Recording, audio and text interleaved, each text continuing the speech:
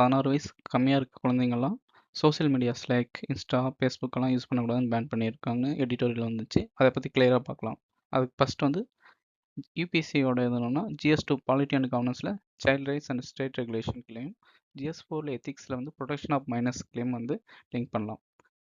டிஎன்பிசினா paper 2ல GS1ல unit 2ல சோஷியல் இஷ்யூஸும், பேப்பர் 3ல GS2ல யூனிட் 1ல Indian polity or old affairs வந்து லிங்க் பண்ணலாம். ஓகே, என்ன நடந்ததுன்னு பார்க்கலாமா?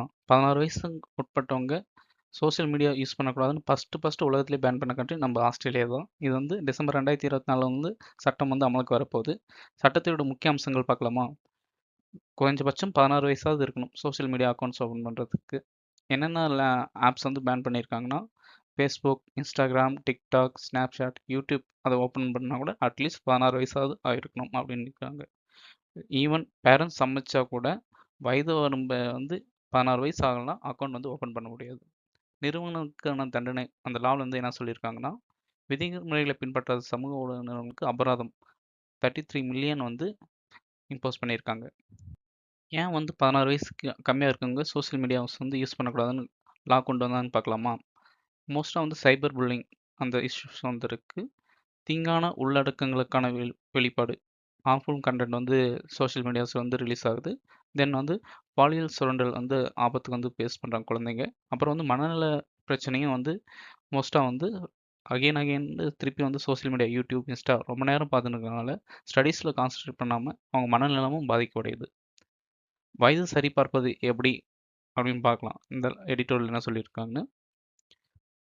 அதுக்கு வந்து 16 வயதுக்கு உட்பட்டவங்க கணக்குகள் உருவாக்காமல் தடுக்க ரீசனபிள் ஸ்டெப்ஸ் எடுக்க வேண்டும் அப்படின்னு சஜஷன் சொல்லியிருந்தாங்க. அது வந்து என்னென்னா, அரசு அடையாள அட்டைகள் நம்ம ஊரில் ஆதார் கார்டு இருக்குல்ல, அது மாதிரி இருக்குது ஆதார் ஐடென்டி கார்டு வந்து யூஸ் பண்ணலாம் அப்படின்னாங்க. அப்புறம் வந்து ஃபேஷியல் ரெகக்னிஷன் டெக்னாலஜி யூஸ் பண்ணலாம்னு சொன்னாங்க. அப்புறம் வந்து வயது கணிப்பு கருவிகள் அதையும் வந்து இம்ப்ளிமெண்ட் பண்ணலாம் சொல்லியிருக்காங்க. ஆனால் இதில் வந்து எந்த மெத்தட் வந்து யூஸ் பண்ணணும் அப்படின்னு லாவில் வந்து கிளியராக மென்ஷன் பண்ணல. இதில் வந்து கன்சர்ன்ஸ் அண்ட் ட்ராபேக்ஸ் என்னென்னு பார்க்கலாமா? இதனால் வந்து ப்ரைவேசி வந்து அஃபெக்ட் ஆகிற மாதிரி இருக்குது இந்த லானால். வயது சரிபார்ப்பு ஒரு சிலர் வந்து 15 வயசு இருந்தாலும் மிஸ்டேக்காக வந்து 16 எடுத்துக்கலாம். இல்லாட்டி 17 வயசு இருக்கவங்களும் 16 வயசு வந்து ஆகலை அப்படின்னு வந்து ஏஜ் வந்து கரெக்ஷன் வந்து ஏற்படுத்த வாய்ப்பு இருக்குது. அப்புறம் வந்து சில்ட்ரன்ஸ் வந்து என்ன பண்ணுறாங்க அவங்கள வந்து மானிட்டர் பண்ணுறது வந்து அதிகமாயிரும். அதனால் வந்து அவங்க எக்ஸ்ட்ரா கரிக்குலர் ஆக்டிவிட்டிஸ் வந்து பாதிக்கப்படலாம். தென் ஆன்லைன் சமூக ஊடகங்கள்லேருந்து விலக்கி வைக்கப்படலாம். அவங்க வந்து அவங்களோட டேலண்ட்ஸை வந்து வெளிப்படுறதுக்கு கூட சோஷியல் மீடியா வந்து வாய்ப்பு இருந்துச்சு. அதுவும் வந்து பாதிக்கிறதுக்கும் வாய்ப்பு இருக்குது அப்படின்னு சொல்லியிருந்தாங்க. ஓகே, ஓவராலாக இந்த ஆக்ட் வந்து என்ன